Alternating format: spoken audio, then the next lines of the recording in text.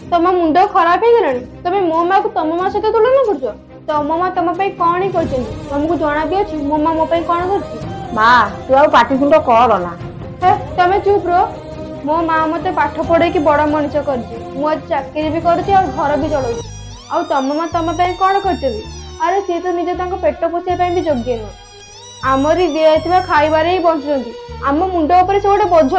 गोटे कथा मन रख आज ना मो माँ सहित तम माँ तुलना करने को जमे भाजबनी बुझीपार तमें।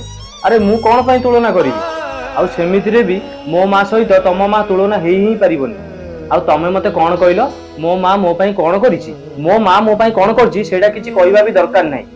मु जतेबेले छोट होइतली मो बापा सेतेबेले मरि जाइतले मो माँ सेतेबेले केते दुख कष्ट करी मते बड़ करछि सेटा मु ही जानिछि।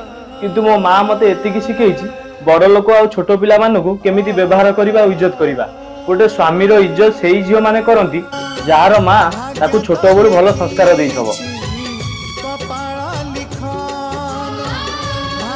जेमिति शिक्षा दीक्षा पाई पिला माने परिवार बड़ होइतांती सेमाने भी अन्य मानकु सेपरि व्यवहार करंती।